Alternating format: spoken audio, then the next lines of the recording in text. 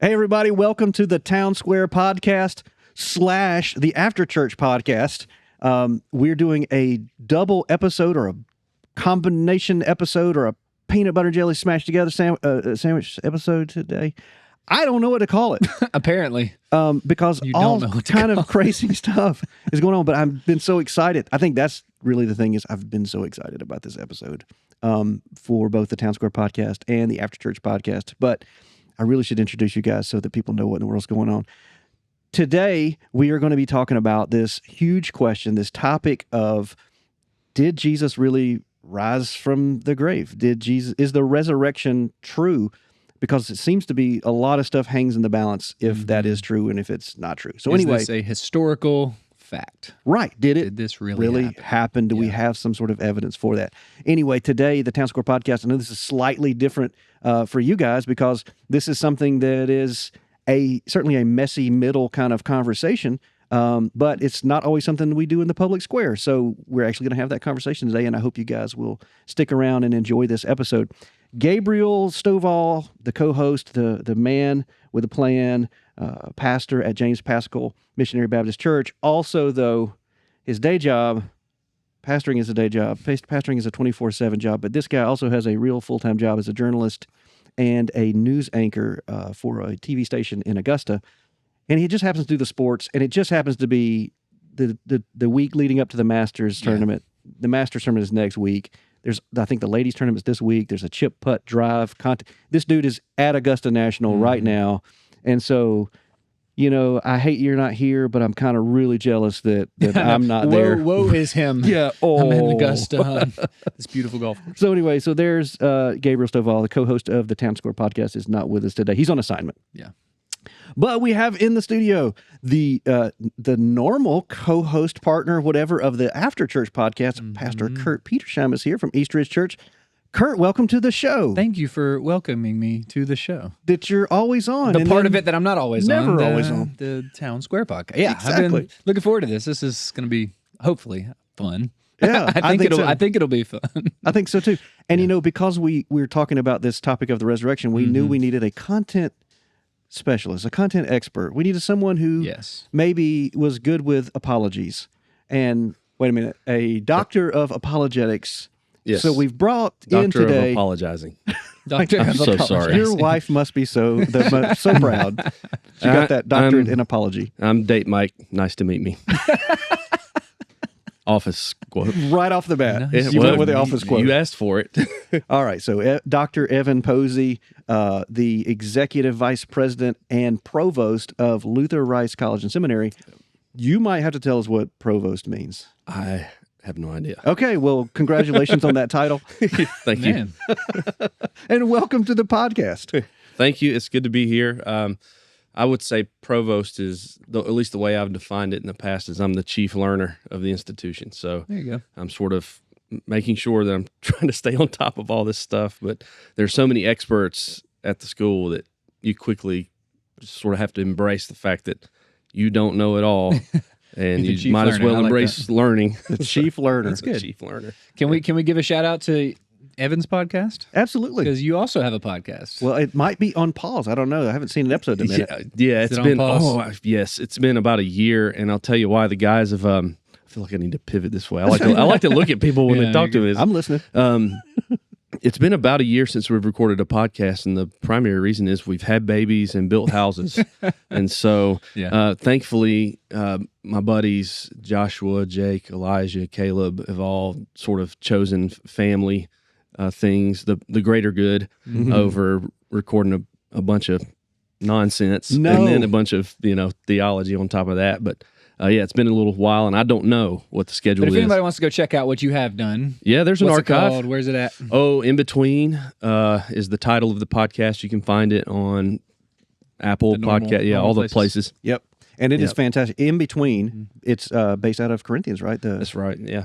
I will not get the verse right, but I can't either. Okay. I don't remember. Yeah. It was canned so long ago that, and Jake just rattled it off. But you're essentially between the divine and the human, right? Like we live this. We're living in this in between stage. So that's right. Yeah. It was sort of it was a leapfrog off of C.S. Lewis's Screw tape letters, where screw tape or one of the demons essentially describes humanity as amphibians.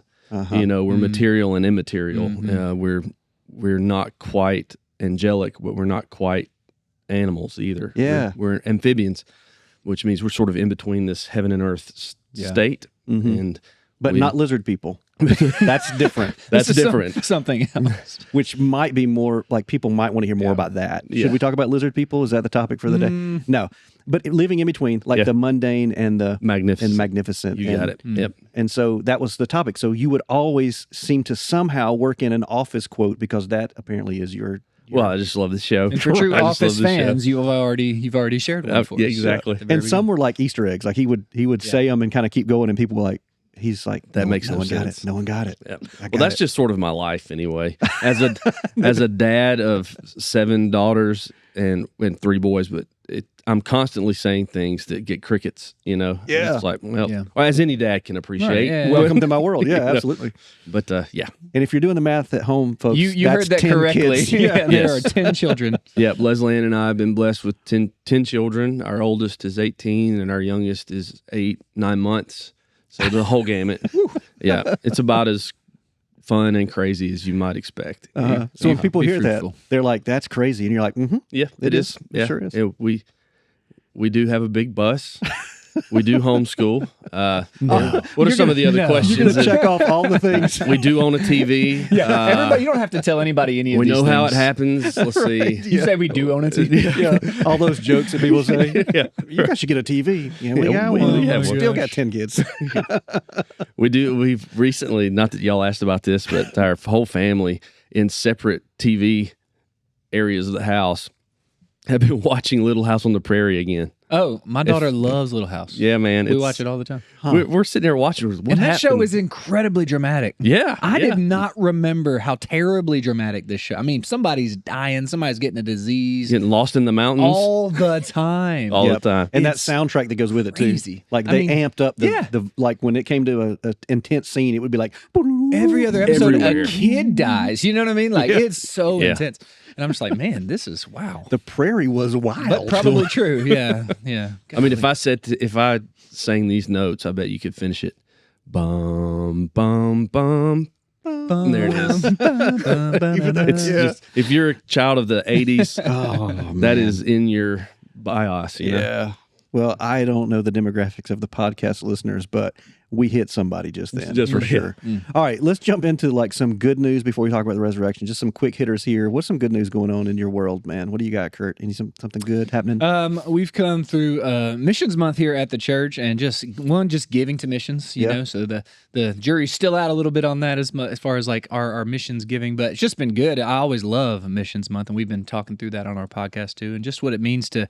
One, just be disciples of Jesus, serve our community, which is huge, and then also just have this missional mindset of going, sharing the good news of Jesus, like we talked about last week with Scott England, and anyway, to me, that's just a win of uplifting the value of being missional in our lives, following Jesus honestly as disciples of Him, and just always kind of living our lives on intentional mission with Christ. So anyway, we're kind of done with Missions Month now, so to speak, but I hope. And I think this is the win that we just as a church and as a church community, we so value God's mission in our lives. So I've been excited about it. I love that that's good news to you, because some churches would be like, oh my goodness, the missionary people are here. The slideshow begins. I hate that we showed up this day, because now it's going to be they think it's so boring. Yeah. And yet here we're like, at Eastridge, you're like, man, this is the greatest thing we could do. We're hearing about lives being changed all over our community and all over the world, which it jazzes me up. Yeah, fantastic. I got a little quick hitter myself. We've been talking about my daughter on the podcast. I don't know if the after church we have, but on the Town Square podcast, we've been talking about my daughter's in boot camp in the Marines. I'm not sure if I told you this. No. Wow. Yeah, Paris Island. And so I know my 19-year-old real deal sweet baby girl is going through the whole gamut. But she got injured while she was there. She was went to a rehabilitation platoon, but eventually got on bed rest. She was on bed rest for a couple of weeks. But the good news is we were able to talk to her Sunday. She got a little 4-minute phone call. She was like, hey, I'm off bed rest. I'm actually off the crutches. So I'm back into light duty, which means she's probably another 8 weeks or so from graduation if she's back at 100%. So we're excited about Great. that. That's yeah, awesome. yeah. She should be graduating the end of this month, but it looks like it's going to be 2 months more. That's a long time in boot camp. If anybody out there who's oorah and Semper Fi out there, it's rough. So she's going through it, but that's the good news. That's She's great. she's That's getting a lot better. yeah. Answered Awesome. prayers. So what something good happening? Ooh, there's at least two things that come to mind, both of which are associated with Luther Rice. One, we just had our 5-year evaluation with SACS COC, which is the accreditation body for Luther Rice, and they do this sort of top-down evaluation of everything that you do. And they gave us a clean bill of health with no recommendations, which means that's about as good as you can get. You're going well. You're doing right. And we've got 10 more awesome. years before that happens again. Oh, yeah. As the provost, I'm assuming that's a big deal, right? It's a big deal. It's a big deal. And so we're very thankful for that. It's just good to hear your peers say, hey, you guys are doing it right. And so that's a big win, not just for me, but for the team. I've served with these folks for 18 years, and many folks there have a long tenure at the school. And so it's a tight group, and they know what they're doing, and this proves it, so to speak. Well, congratulations. That's a big deal. Yeah. Thanks. It's such a big deal. We also recently received news this sort of spring semester that we are going to participate in state aid with the state of Georgia. So that means dual enrollment, Hope and Zell, all of the things. It opens up a lot more possibilities for that's right, for man. students and So all that. the scope and influence of Luther Rice is expanding, which is good because I believe in our mission. looking for a So- Christian / seminary education, guys. Luther Rice. Something Absolutely. to check into. And that's my alma mater. There you go. Right? That's Can I right. say that? That's the right word, Absolutely. right? You might have to help me with my Latin. No, And I'm an alumnus or alumni? that I don't know. I never can get The it right. gender and the plural and all that. No. Alumnus. I'm one. You're an Yes. alumnus. I'm an alumnus. Yeah. Okay. But if there's more than one of us, because Gabriel is also, we together are alumni, Yes, and I'm an alumnus. There you go. There you go. and alumna is female. Feminine. Okay. Not really, Yeah. No, I would have never have known that. but I know there's a difference. Okay. Well, as we're talking Cool. about Brava Latin versus and Greek, Bravo. and Anyway, sorry. That was let's weird. get to this topic. All right. So the reason the Town Square podcast, we wanted to talk about this topic of in the public square. We wanted to have this conversation. Acts 17, and maybe you can tell us a little bit about what the Exactly what I was thinking. Yeah. the public square is. Yeah. So what happened in Acts 17? What's the public square? What conversations are happening? I'll go. Yeah, for it. I Yeah, mean, man. the Apostle Paul is kind of waiting on his buddies to arrive or to come kind of meet back up with him. So he's in Athens. He's in Athens, Greece, and he's just there kind of going like, what do I do? We were actually going over this recently in growth group, and I won't get too far into it, but man, it's a cool story because Paul could, like probably a lot of us would do if we're in a foreign town, just on our own, waiting for buddies to show up, do nothing. He could do nothing. He Right. could just sit in his Airbnb and watch TV. That's right. The office, probably. But he decides, I'm going to go out to the town square to be around. He's walking around. He sees all these idols. He gets grieved in his spirit. He begins to preach the gospel. People hear him, call him a babbler. But then they're like, man, we want to hear about this, whatever this babbler has to say about this foreign god or some resurrection thing. And so they invite him to go to the Areopagus and the Mars Hill, right? And he gets to share the gospel before kind of the who's who of the listeners there, maybe the provosts guys, the learners, Maybe. and they're hearing these ideas anyway. And it says some believe, many don't, but some do believe. Anyway, just a great moment of I'm going to go into the town square, so to speak, and just proclaim the good news of the resurrection, the hope we have in Jesus. Yeah. So we felt like that was a great stage, and this is a platform that here in April, this is April Fool's Day, actually. The day we're It recording is, is April that's right. Fool's Day, Yeah. which seems to be very appropriate. What a day to talk about the to resurrection. have this conversation about, Yeah. did it really happen? I mean, is there evidence of this? And we might can talk about what evidence is. But anyway, so we wanted to get into the public square, the town square, and Covington has a very nice one of those. Actually, I just saw it on a list this week. Like Yeah. one I of saw the you posted that. Yeah. one of the top towns in the state of Georgia to live in. So our beautiful town square. It's the most photographed courthouse in the Southeast. Really? Yep, most photographed in the Southeast. Anyway, but I love our town. I love our town square. But also, what I love is not just the square, but the people. And I think as Gabriel's a pastor, and I'm here at Eastridge Church too, and pastored for many years, and we just have a burden for the people of our town and our town square, our community. And so we wanted to share this episode today. There's kind of a theme running through modern culture right now, actually, where even like Joe Rogan, the biggest podcast in the world, had a not an apologist, but Wesley Huff was on the show. If you haven't seen that episode, I think He's you should an definitely apologist, check it. right?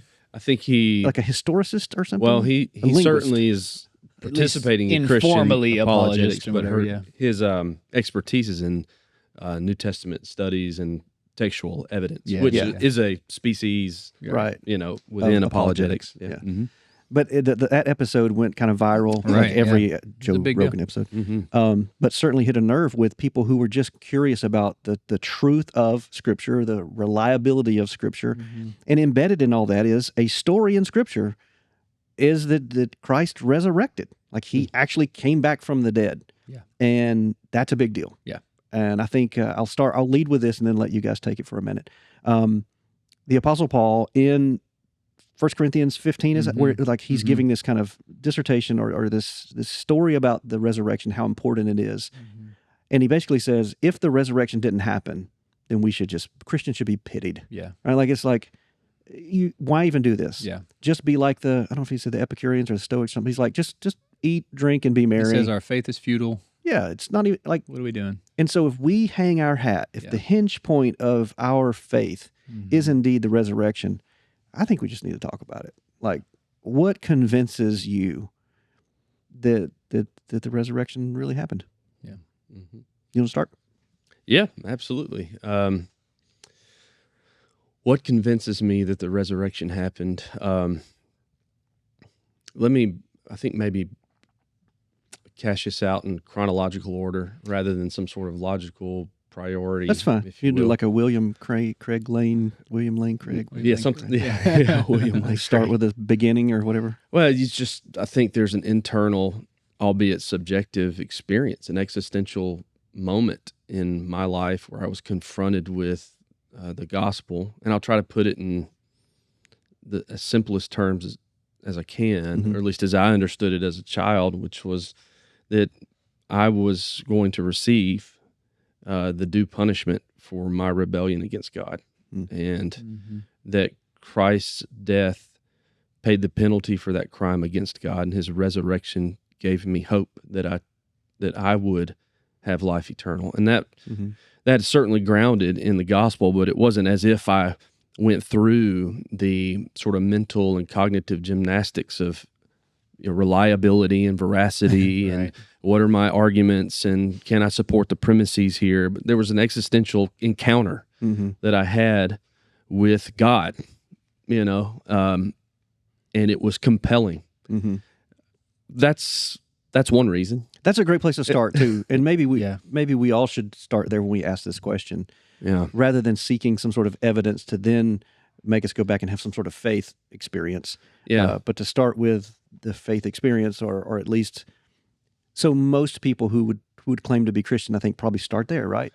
Maybe they don't have the other part of it that we can hopefully add today. The logic and the reason and the whatever veracity. Yeah, the truthfulness. Textual criticism, Right. and historical evidence, whatever, yeah. But people that call themselves a Christian probably had some moment like that, right? Where they went, I realize I'm not good all the way. Yeah, I'm not 100% good. Well, one of the ways I'd say is when the Bible speaks about me, it has a ring of truth.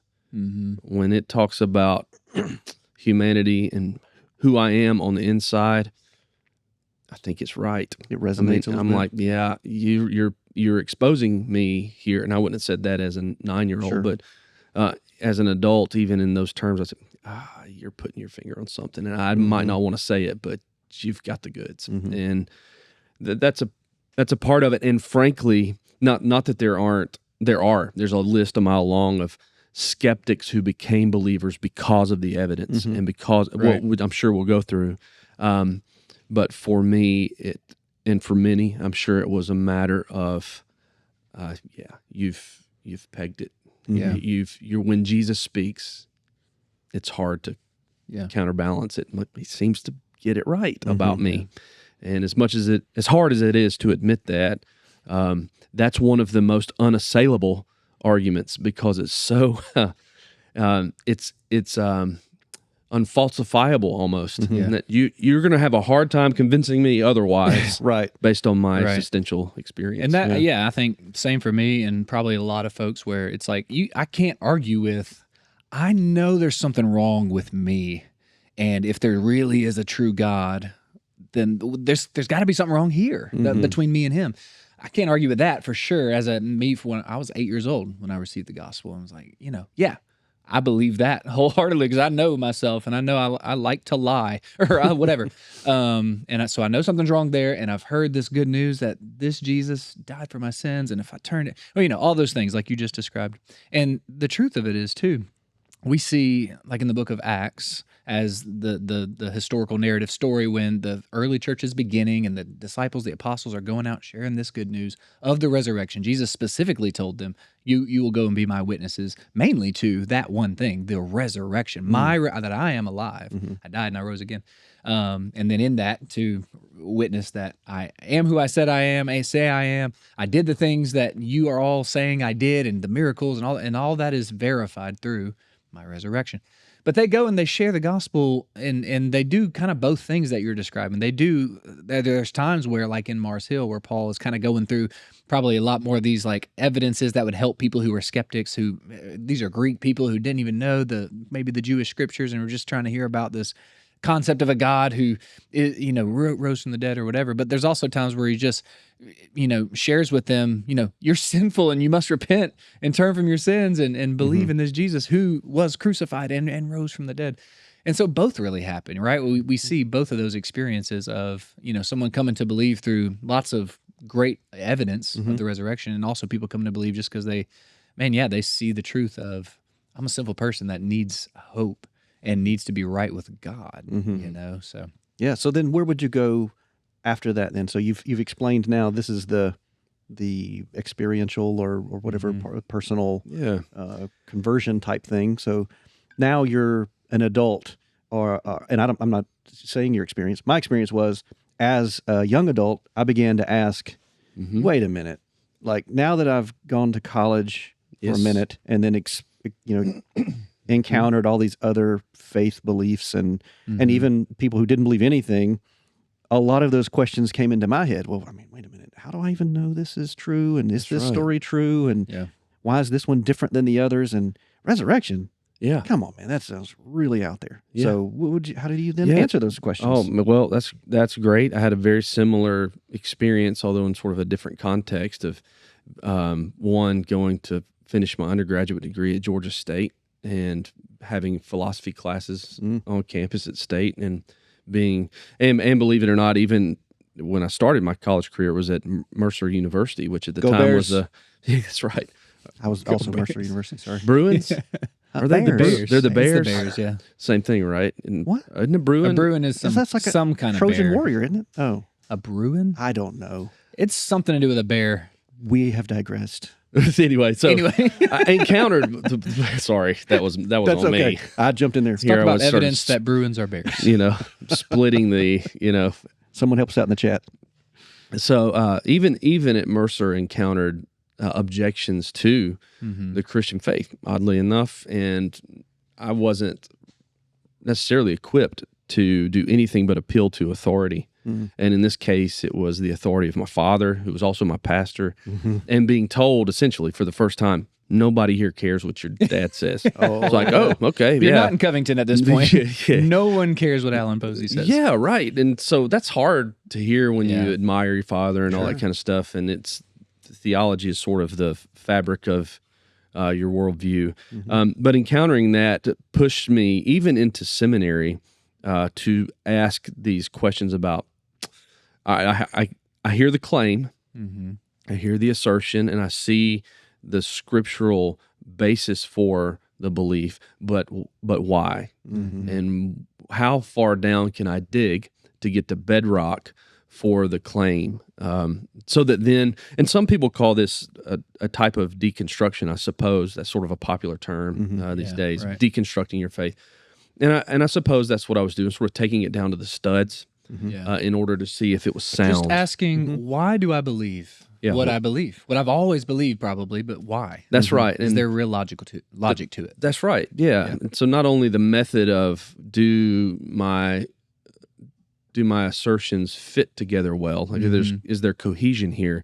But is it actually reflected in reality? So it's not just that that it coheres, but that it corresponds to reality. And that, of course, covers a wide swath of information and as any worldview does. I mean, you just start examining your worldview and you see what all's involved in a worldview. And it's a beautiful thing. It's very fun if you're into that sort of thing. But of course, the biblical claim, there's many biblical claims, but the one that, of course, Paul draws our attention to is this claim of the resurrection of a man from the dead to never die again, which, I choose these words on purpose. He draws our attention to the resurrection of Jesus of Nazareth, and this is the very thing that trips up the men at Mars Hill, is that, of course, he lays out a case for creation, he lays out a case for judgment, and then he ends with the resurrection. It's at that point that he's mocked. They scoff at it, So it is foolish to the Gentile. It's a stumbling block to the Jew. So it might be actually fitting to talk about the resurrection on April Fool's Day because it is foolishness to the world, isn't it? It's 1 Corinthians 1. Yeah, that's right. It breaks. It breaks the category. They didn't have the name David Hume, but that is essentially his objection to the whole enterprise, which is men aren't raised from the dead, and so the evidence is in support of men staying dead, and a reasonable man follows the evidence. And this is what you might hear in Philosophy 101 of just empirical verification a la Immanuel Kant. And this leads us to a rejection of these sorts of claims. And so I'm asking these same questions, like, okay, I have this deep core commitment based on an experience that I had, but of course our experiences can lead us down false paths. I mean, we're aware of this. Sure. So now how do I buttress my experience, which is going to sound like I'm cherry picking, but I have this experience and I want to know what this book tells me this. Now I have to weigh. I've not just been weighed by the book. I have to now weigh the book and ask hard questions of it. And I was pleasantly surprised to find that there's a rigorous treatment of the world view called Christianity that is rather old and rather rigorous and fairly deep. And each one of my sort of nagging questions were answered one by one. And the Lord used the gifts that he's given us in Scripture and reason to lead me into a more secure and confident faith in what I knew had happened in my own heart. And so the resurrection, of course, is the linchpin of it all. Right. So if you just started with, then I guess at some point you went, is this book legitimate? Yeah. Let's say, how did you answer that question to then get to the part where there's a resurrection? So if the book is legitimate, then the things that it says must be also legitimate. We can get to some of the questions about the resurrection. But the book itself, or the collection of letters and books that are in here, that we call the Scriptures. The Scriptures. Yeah.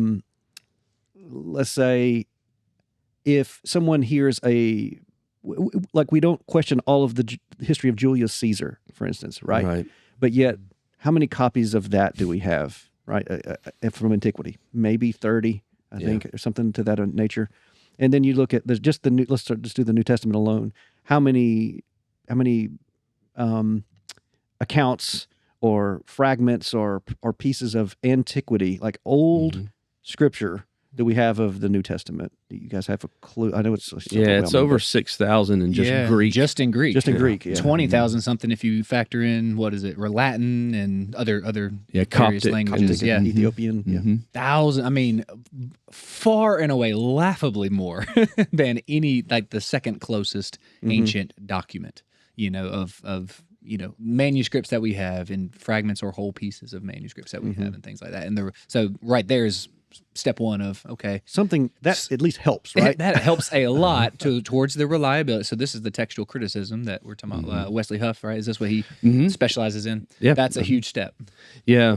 When you're looking at or evaluating documents from antiquity, and in this case, we're talking about either manuscripts or fragments of manuscripts or complete collections called codices. You are looking for certain telltale signs, and this is just one species of reliability, this sort of textual criticism. There's another, which I think is a little more powerful, which sort of circumvents the whole textual issue. But you're looking for telltale signs, early manuscript evidence, right. How close to the reported event is the manuscript or fragment. Yeah. So was it written 10 years after, 100 years after, 500 years after? That's that right. matters. That's right. Extremely important. Also, eyewitness. You're looking for eyewitness detail, if at all possible. Right. And there are certain markers or qualities that you find in texts that lend themselves to eyewitness account, which includes embarrassing testimony, enemy attestation. So, if, sort of the idea that your mom may say you're cool, but by golly, she's your mom, right? You know. Yeah. But if your enemy says you're a stand-up guy, then it carries a little more weight. So, right. Enemy attestation. You have excruciating sort of details within the text that lends itself to truthfulness. So these are all, and there's a variety of others that critics and historians will look at when they look at Homer's Iliad. Pick a text from the New Testament. They'll look for things like this to strengthen or weaken the case for historical reliability. Now, that's on top of things like dating, authorship, even the style of writing that you see on the manuscripts. That it's a very specific Scientific, and technical study. And that's one. It's very laborious, and it's not your elevator pitch, in my opinion. Right. If you're wanting to make the case for the resurrection and you're in an elevator with a guy, you're likely, and I wouldn't suggest that you start talking about textual criticism. Let me talk about. You're going to get to the word Coptic, and then they're going to get off the elevator, and you're going to wait. Unless you're Elf and you're just hitting all the buttons. Nice. Like, I've got you for a long time. But, another, which I was taught by one of my professors, Gary Habermas, which is the minimal facts approach. And what Gary does, Dr. Habermas does, is he says, I'm going to take at least 4 to 5 pieces of evidence that are accepted by critical, skeptical scholars. Pardon me. I'm going to build my case from that. And he sort of describes the reliability case as an umbrella. If I can establish the reliability of the New Testament or the books in the New Testament, everything within it kind of falls in underneath a safe range, right? Outside of the rain. It says, one, takes a long time. It's very laborious. It's very technical. Rather, I want to build a brick wall, and I want to start laying bricks, and the bricks are a collection of facts that skeptics will concede, and I want to build my case from those facts. Okay. That way, it's a stronger case. So that's how my world sort of morphed in the exposure that I had in scholarship with working with Dr. Habermas and taking his classes, is to move to this minimal facts. So that if someone, for example, says, listen, where do you hear about this resurrection? Well, Matthew, Mark, Luke, John. Yeah, well, they're clearly biased. Right. Yeah. And potentially 20, 30 years later after the fact. Maybe. Right. Well, no, that's fine. That's when a part of the discussion. Probably. Yeah, right. That's right. So immediately you introduce alleged sort of issues. Yeah. Well, if I circumvent that and say, well, I mean, I'm not really interested necessarily in what Matthew, Mark, Luke, John, or Paul say, although I am. Right. But for the purposes of this conversation, what I'll do is not look at it textually, not necessarily look at it philosophically, but historically. What is the historical evidence surrounding this event called the resurrection of Jesus of Nazareth. Mm-hmm. And when we talk about these evidences, what's the best way to explain one chief piece of evidence, namely the empty tomb? Mm-hmm. Mm-hmm. And there are a variety of explanations, Yep. naturalistic, I should say. Yeah. And there's one supernaturalistic explanation, Right. and that's the route that I would recommend. Yeah. That Christians take, because it kind of cuts to the chase. Right there at the center of it. Mhm. Yeah. Can we Yeah. throw some of those out there then? Let's talk about an empty tomb. Yeah. I didn't know if you wanted to keep building your wall or if I want to start there. Well, yes, we can do whatever you want. You're the host. Well, so skeptics would say even the New Testament writers anticipate, right, that this might be the case, and so they go, I don't remember where this is in the Gospels where they stole his body. Like that's the kind of the Sure. Yeah. This begins to be I'm I'm trying to remember where it By is the in Jews. Scripture, but somewhere, there's like this. In Matthew's gospel, Is that where it's at? Okay, Matthew's, yeah. it is what we're going. The disciples stole the body. So right. That was going to be the here's the story party we're line. going to tell. Yeah. Yep. Because the Jews can't find Where is he? the body. Right, yeah. So that's that's one of the problems. You have a missing body. Yeah. If you're thinking about your crime scene investigator, I don't have a body. Yeah. So something happened. It's a big to this problem corpse. for the critic, a big problem for the Yeah. non-believing person. Yeah, that's There's right. not a body. Was the body stolen? Yeah. Or was he not really dead and he was able to move the rock, or the disciples move the rock or something? So Yeah, those are kind there's of the resuscitate, or what was called the swoon theory. Yeah. Is that Jesus just swooned on the cross. But before we get to, and I'll quickly outline these historical facts. Great. Because whatever your explanation is, it has to account for these facts. Right. Mm-hmm. And these aren't just Christian facts. That's very important to Right. point out. These are facts that are accepted by, for example, Bart Ehrman, New Testament critic, skeptic, not a follower of Jesus. Right. But he would say, yes, these are in fact facts of history. Yeah. Okay. We might need to just add that in there for folks that are watching. There are tons of New Testament scholars who know this book way better than we probably know it, who aren't believers in do not Jesus. care Right. about Jesus, right. So there is just to point that out, that so Bart Ehrman is one of those who's a Yeah. skeptic, at least, but In terms of the claims of the deity of Jesus and his Yeah. resurrection from the dead, he would say, no, I don't Yeah. think that's the case. But that nevertheless, it doesn't discount the fact that this book that we call the New Testament has had a significant impact on Western culture. Oh, yeah, absolutely. It is a piece of art for sure. I mean, I think it's more than that, but it is. So yeah, people want to study this text, Right. Yeah. for a variety of reasons. So back to your point though about Yeah. So what historical facts exist around this claim that certainly depend upon manuscript evidence for sure, both Christian and non-Christian sources. And the first is that Jesus existed. One, and this may seem like a sort of tautology, you're like, duh, you're right. Yeah, but no, it's not. It's not necessarily. Well, there are mythicists out there. They're few and far between, and many are sort of keyboard warriors in their parents' basement. Certainly not the prevailing theory They're that not Jesus didn't exist. Critical scholars. That's right. Right. The critical scholars say, no, he was a man of history. Yeah. A man of history, and that he died by Roman crucifixion. So this is another accepted fact of history. That the man existed, that he died by Roman crucifixion, that he was buried in a tomb. So there's another fact.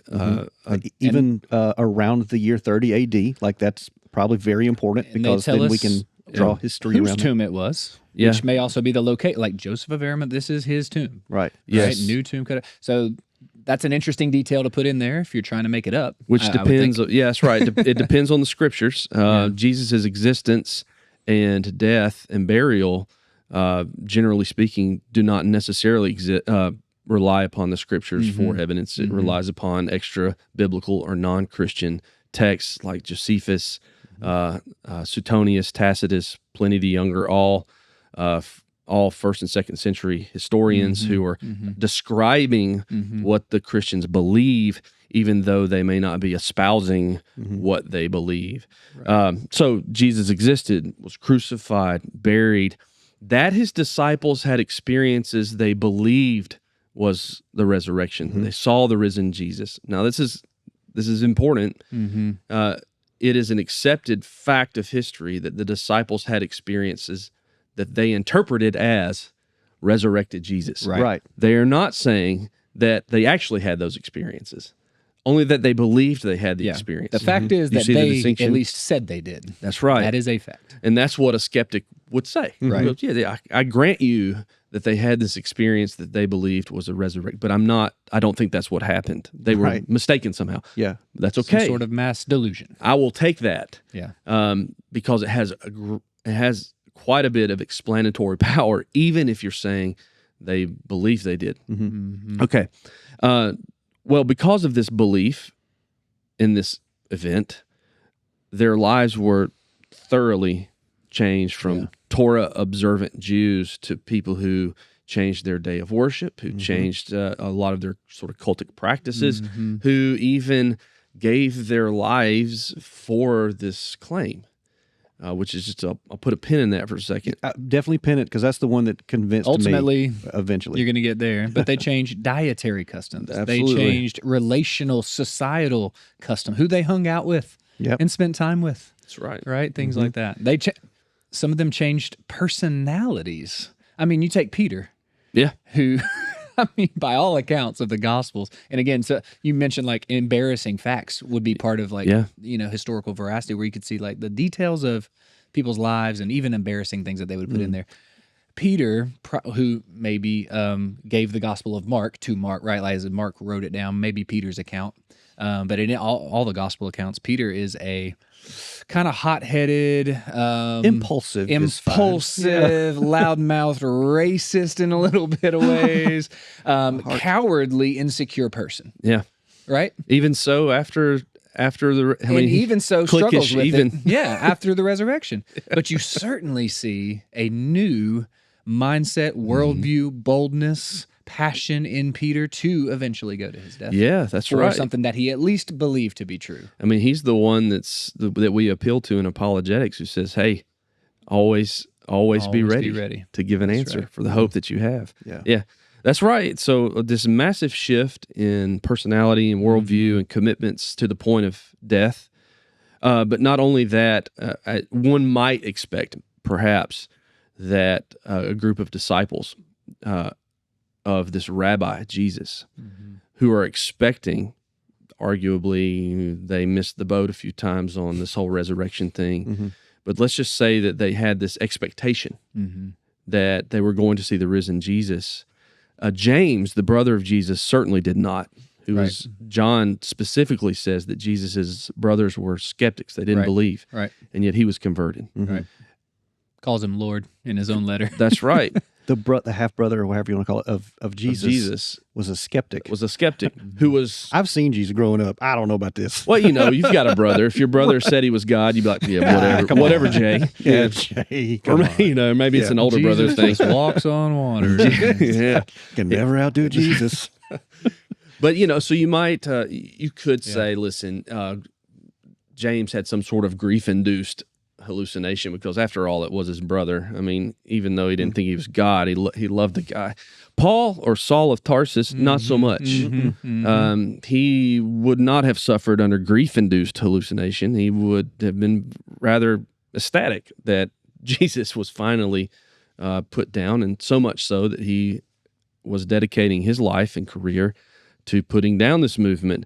And yet he had an experience that he took to be the risen Jesus, and it changed his life. So I'm sticking with the skeptics' facts. One, Jesus was a historical person. He was crucified on a Roman cross. He was buried. His disciples believe they had experiences of his resurrection, so much so that it changed. Let's just say it changed everything. Yeah, for sure. But not only that, you have these two conversion stories that if this was a fabrication, you have a very difficult time explaining the conversion of James, the skeptic, and Paul, the enemy.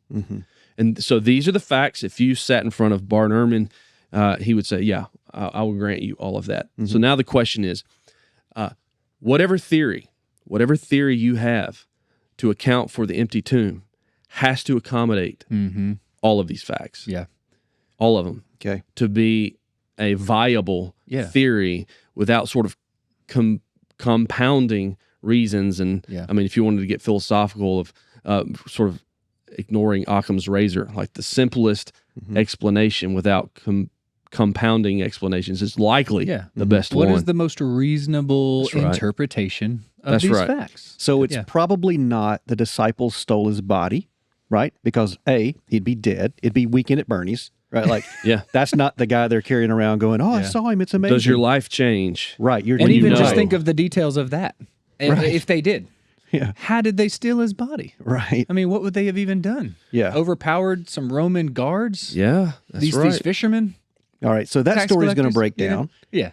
So then maybe, let's talk about the swoon theory. So maybe he was almost dead but didn't die. Yeah. We could at least point to, if the fact is it was a Roman crucifixion, we know the Pontius Pilate, we know the people who were involved in it. Professional killers. Professional. They Now didn't. you're calling into question their competency Right. on both of these. Which I think even the Roman historians would be like, nah, man, we're good at this. Yeah. No one survives crucifixion. Yeah, there were, unless they want you to. And the Romans did not want him to survive crucifixion. That's right. Yeah. In fact, they were expressly commanded, let's scoot this along. Yeah. Yeah. Right. So they could have.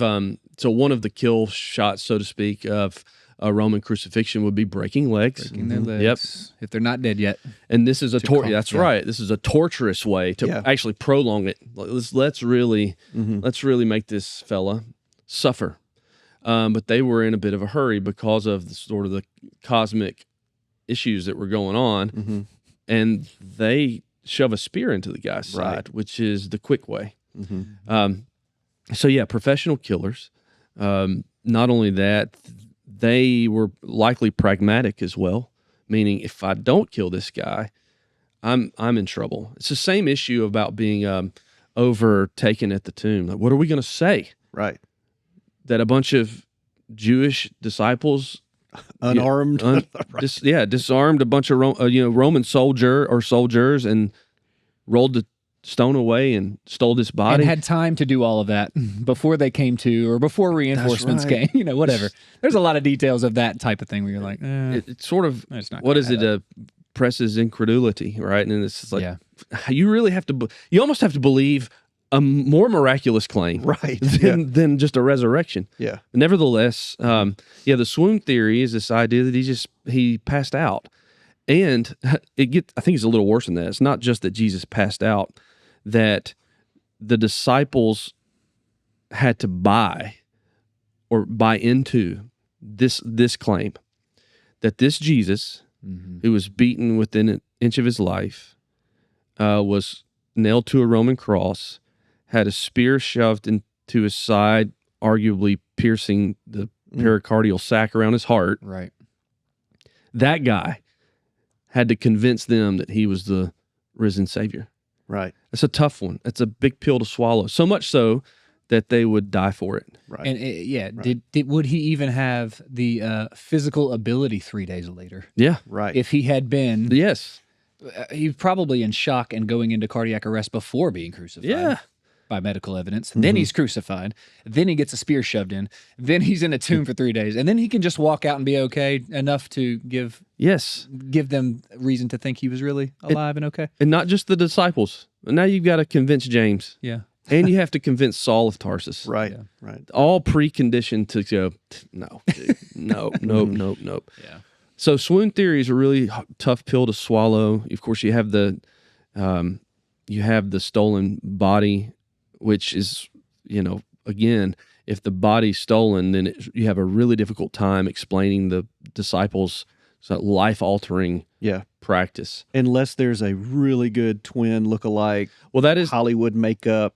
Well, that is an Islamic claim, Right. is that there was a twin brother. of course, for which there's no evidence. It's just an assertion, Yeah. which is fine. We can assert anything we want, Yeah. but you need some sort of evidence to support your assertions. Otherwise, why would we take them seriously? Right. But yeah, that's another Do theory. they believe the disciples knew it was a twin, or they didn't know it was a twin? No, Only Jesus knew No, that. someone's in on it. Yeah, there had to which introduces a whole nother complication, because now you have the disciples who are in on. There's collusion here, and it's very difficult to explain. Right. Not only that the disciples' lives were changed, now you have to combine that with what did they do with the body? Right. Like, Yeah. and Still missing. we're missing a body. And some claims is that they just threw Jesus in a kind of a public burial ditch, so to speak, where his body was likely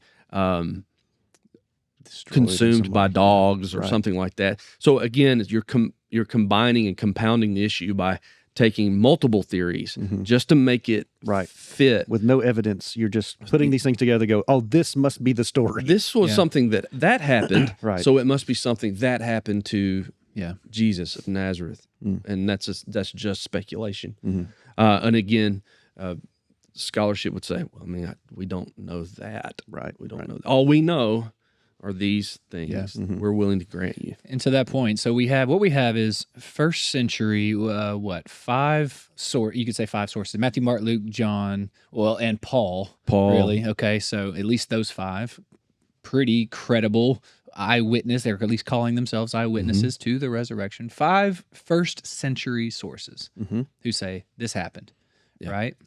Last I've heard, there were 0 credible first century sources that produced a body. Right. Or had good evidence that no, it did not happen. Now there may be theories, but there's no. I don't know. Maybe I'm wrong on that. That is the last I had heard and read. There was 0 first century credible sources of no. We know, and here's why we know that the resurrection did not in fact happen. Here's some evidence towards that. What you find, I think, one of the most renowned examples is Josephus in Antiquities of the Jews, where he's a Jewish Roman historian who, instead of committing suicide at the ransacking of Jerusalem, was commissioned by Rome to recount history. And a part of his claim, although there's some debated elements of whether or not a later Christian scribe inserted this, it's sort of a weak argument, but essentially they're describing what the Christians believed, rather than making sort of the opposing case, as you were pointing out. It's not like he's saying, and this is false for the following reasons, and we know that the body is here. And Paul is actually doing the opposite. He's saying, here's the claim, here are the people that saw it. Some are dead, but most are living. You can go interview them, essentially.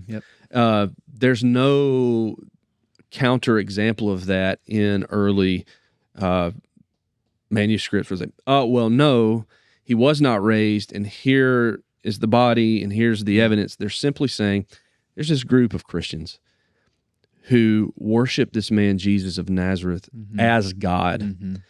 And the central feature of their worship is he was raised from the dead. And to anchor us sort of back, now that we've sort of, I hate to drive the ship here, but please do. We've got this one approach, which is why would I believe that the best explanation for the empty tomb is the supernatural explanation that Jesus Christ was buried and raised from the dead? Well, it accounts for all of the minimal facts accepted by critical scholarship and skeptical scholarship. The supernatural explanation accommodates them all.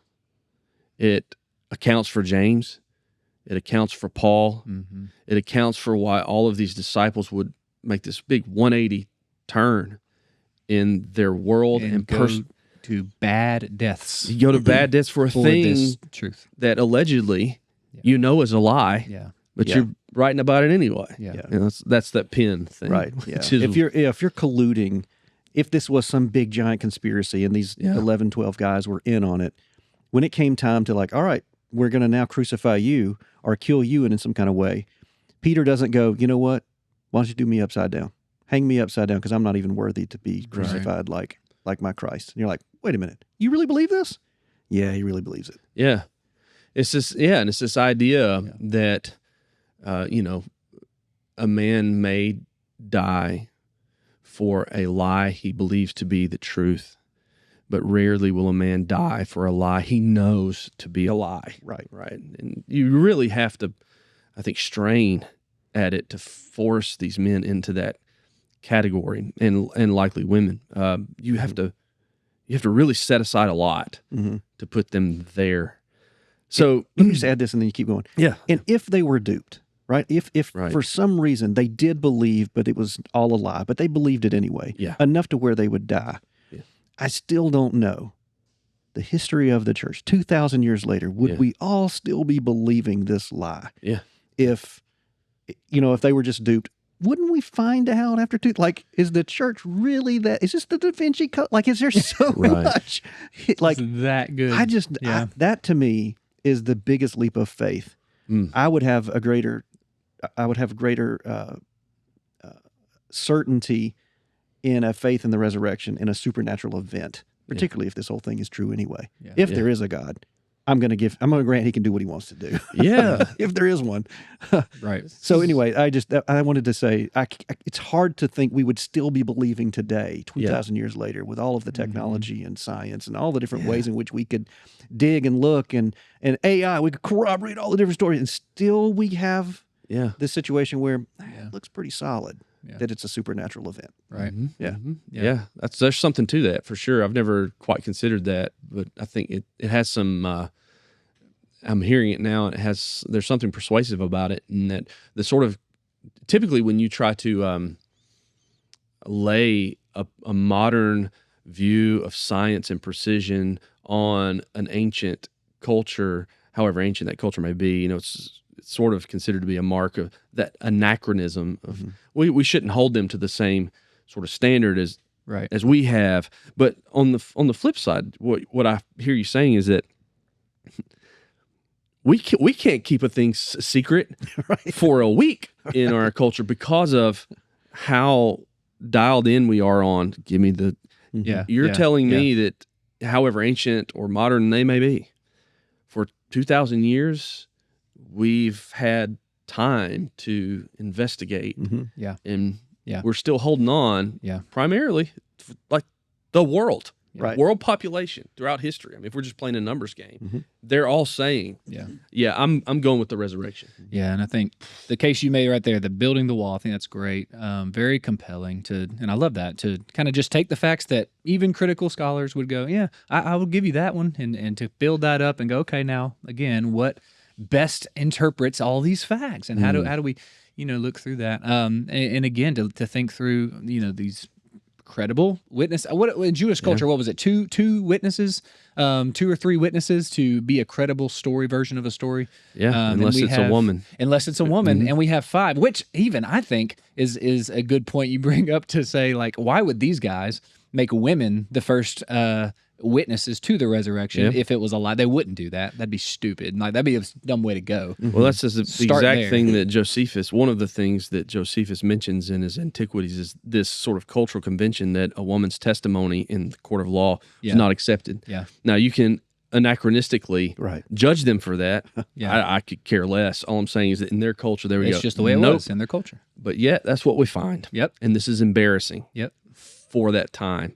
Which tells you, you got the disciples hiding in a room, and ladies going and being the ones who are the first witness. It's embarrassing. They're likely telling you the truth. But it's certainly, you wouldn't write that down. You would never write that down. You would change that, right? Hey, no, actually, here's who saw him. It would have been the high priest who found him first and verified this to the rest of the Jews, right? No. It's Mary and it's these ladies. So that's right. And then, gosh, just to Lee Strobel's Case for Christ, right? He brings this up about, like, he was an investigative journalist who then began to study, okay, did the resurrection really happen? I don't know if he's an atheist before that or agnostic, whatever he was. One of the two, he didn't believe it, started to investigate it as like an investigative journal. How would I go about investigating? Do you know why? Because his wife had this experience. His wife became a Christian, and he was like, "I gotta show her this isn't true." So he begins to investigate it. One of the points he brings up is in his book, Case for Christ. One of the points he brings up is about, like, unity versus uniformity of testimonies too, right? And so there's unity of testimony amongst the gospel writers, right? You can look through the gospels. It's probably one of the things critics will bring up. Oh, there's some differences in, what they say, or when, whatever. Little minor details that there are variations of. Fair enough. Lee Strobel actually brings up that adds credibility for the fact that if you're an investigative journalist, okay, you got 10 kids, Evan. If you go home and somebody, broke the mom's teapot or whatever, and you begin to ask the kids what happened. Right. And they all say the exact same sentences to you with the exact same words, like even big words, and they use them the same way. Like even the youngest one, you're like, you don't even know that word, right? You're going to conclude what? Somebody's making up some version of this. Right. There's collusion. You're making it up in some way that you're all saying exactly the same sentence. Rather, what you would want is you would separate them out. You begin to ask them the questions.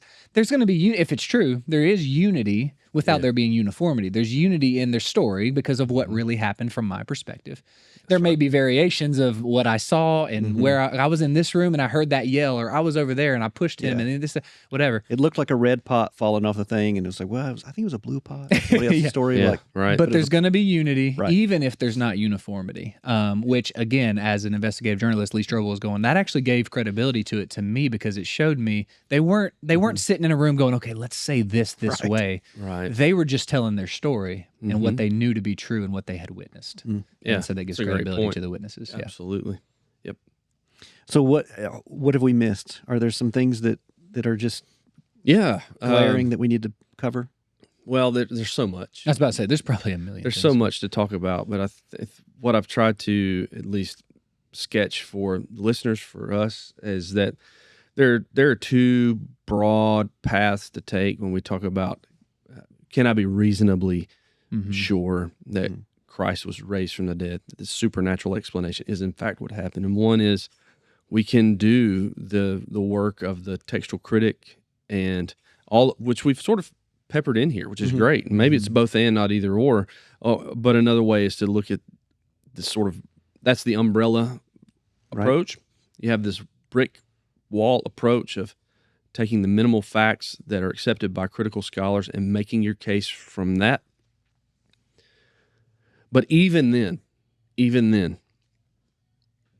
mere, to sort of bring it back full circle, mere intellectual assent to this question of was Jesus raised from the dead is not quite enough. It's not quite enough. And we see this in Acts 17, don't we? That some, of course, mock this idea. It is a foolish thing to say that this man was raised from the dead. We were tracking with you as good polytheists of what you're saying, and ethicists. Of course, we're going to be, people need to be held account for their evil deeds. But when you talk about the resurrection from the dead, and we're done. And for those reasons, I'm out, But there are others who certainly believed. There was a group that said, well, I just want to hear more. Well, at some point, you have to exercise your trust in this claim to say, I'm going to sit down in that seat. Yeah. You have, as Aslan put it, you've conquered me. I am going to not only say yes with my mind, I want to encounter this person named Jesus who overcame death and its sting. I want and need this other existential thing. I can't just have my intellectual itch scratched. I have to know the man, and I want to encounter him. And I want to have the sort of encounter, that sort of qualitative shift in my own life that the disciples did, that James did, that Paul did. And this is what the scriptures offer us, that we will be made wise unto salvation. Yeah. And that without that work of God, we've added a new claim to our library of things. Right, yeah. But maybe we don't know them. Yeah, absolutely. That's one thing that I would... Yeah, I love that you bring that up. It's going to come down to faith. It's going to come down, for anybody, as far as like becoming a believer of Jesus, like a true follower of Jesus, to know the facts, right? You said, and there may be people in the world who would go, I could probably concede that, but I don't care. You know what I mean? Whether it happened or not. I've actually talked to people like that, or like, it doesn't matter to me either way, even if he did. Because it's going to come down to faith. But I think to see the reality that for every human being, and maybe this is something we can help people with too, is to kind of help people get to a place where, like, what do you do with death? What do you do with that in your heart, in your mind, in your life, in your belief system, worldview? What do you do with death? As Paul says in 1 Corinthians 15, which is like the longest chapter in the Bible on the resurrection. Death, where is your sting? Where's your victory? Where's your sting? That's what Christians do at death. We almost mock it now because, man, where's your sting? It says in Revelation that final enemy to perish is death itself, right? Like we have to do something with death or just concede to it. of like, oh, it is just the end. It's just, that's it. Then what a but sad it is existence. so sad for Christians, that we have this true belief of we know something has been done with it. So maybe that even, and I'm just trying to help people maybe in your conversations with others, or yourself, if you're listening to this and thinking, I'm not sure what I'd do with death. That's a place we can go with people to go, man, what if it's true that there's a God? If there is a God, and now you're going way back into apologetics of like even the existence of God and all that. So maybe you get into that, but if there really is a God, then he is a supernatural being, and he holds the keys and the power over life and death. Yeah. Could he not? Could he not undo death? Of course he can. So what do you do with that? And here's how we believe he did it, and if you put your faith in this man, that death is really undone. Yeah. So. To quote Lewis, is death itself begins to work in reverse. Yeah. Mm-hmm. Yeah. That's good. In addition, this is for the, I had a thought last night. Those, if you have little children, we had a child that just would not sleep last night. Yeah, me too. 1 out of 10. That seems to be pretty good. Well, there are actually 2. But There's always at least 2 in your house. Yeah. And typically Leslie Ann is the one that will shoot up, go, take care of the child and come back to bed and all that kind of stuff. And man, just an exhausting day the day before. And so I'm laying in the floor next to a crib / whatever, as a dad does. And Lemmy Lott is just crying, man. She is going nuts. And so I'm patting her bottom and back and it'll calm her down, right? And then the moment I take my hand away, it's like boom. So I'm laying on the floor and I just have my hand like up against the mesh just so she can feel my touch, and that's enough for her to calm down and relax. And I'm sitting here and I'm thinking to myself, I'm like, this is horrible. I'm sitting here laying on the floor, just grinding out sort of being a dad by just making sure that she knows I'm there until she falls asleep. And I have this thought to myself, I'm like, this is a person that I will give my life for. Like I'll do this great, grand thing without even thinking about it. Right. But I'm really chafing under this little small act of faithfulness to her. Right? That's the hard thing, is doing this thing. Take a bullet easy. Yeah, take a bullet easy. Stay up late and will likely never happen. So it's easy for me to go, got it. Yeah. But it's this daily sort of moment of fidelity to her. All right. So more than just convincing the skeptic, for those who've said, I'm convinced. I'm in. The man was raised from the dead. I know him. He knows me. So how does this apply to me? I think here's how it applies, is that wonderful that we are saying, I would die for you, Jesus, but I'm not willing to be obedient today. Like that, I'm really going to chafe under. Like the small thing is going to be very difficult for me. The big thing, yes, likely will never happen. This is Peter. Yes. I'll die for you. I'll die for you. He denies him, and then Jesus is like, hey, why don't you feed my sheep? Yeah. Why don't you start with this? Exactly. Yeah. So it all, this life with Jesus, the risen Jesus, is, I hate to break it, not that it should be news to any disciple of Christ, right, is sort of a grind. Yep. And the daily act of fidelity to the risen Savior is really, really hard. And it will likely be harder in levels than you've never thought, but it will be. And it is there to teach us something, to make us like someone. And so for the believer that's listening, going, thank you for all of this data. Maybe I can convince a skeptic that Jesus is risen. What about me? It should empower you that the man who overcame death can also empower you to live life on the daily, doing the little small things, and just a thought. And he's never far away. He's right there through the mesh, there. His presence is there. Even if he's not holding you that day, he's right there. Yeah. And he's not going to let you go alone. Yeah, man. I think it's a great point too. Thank you for that. And just that it's for those who are Christians who've maybe fallen away from being involved in the church, the community of believers is super helpful for those reminders, to do the one another's, to love one another, to serve one another, all those in Scripture that, if it is true, then those are things that's the grind. That's the difficult days sometimes, but it's certainly better when you're with others. So if I could, and I don't know if you have a parting shot, Kurt, or if that was good enough to wrap it up, but yeah, that's fantastic. And maybe just one thing would be to encourage anybody listening, especially if you're not a believer. And I hope there are folks listening who aren't, or maybe hearing these things today going, whatever, or maybe it's giving you something to think about. But I'd encourage anybody, reach out to, a friend that who's a Christian, to talk to them about it, or check out a church or a pastor or somebody that you can have conversation with. We love to have those conversations. I know your heart, Evan, is the same as we do not shy away from or want to shy away from people who don't believe as we believe. We want to have real good conversation with folks. And I think we probably both think those are fun conversations even. So anyway, just if you're still skeptical, you're still struggling through it, or just you don't know where you stand, that's okay.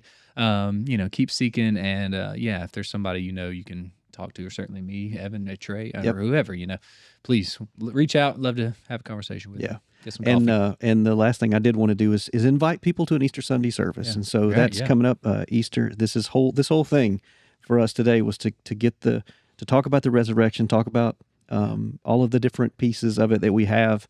But at the end of it, to invite people to a Sunday morning, Easter Sunday worship service, which is August 20th this year. April 20th. August, yeah. August. It's very We're late. not quite into Please don't wait till August. Yeah, April 20th. April 20th.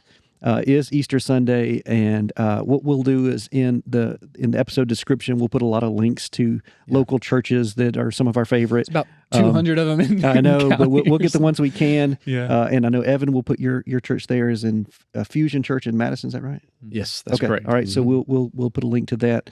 But would really encourage people to come out to both watch and experience how Christians do worship this Jesus on Easter Sunday, who we're celebrating. That's the day he resurrected, the day in which we believe history changed forever. And so we celebrate that day. We'd love for other people to come out and just see what that's like, just experience it if you're a skeptic.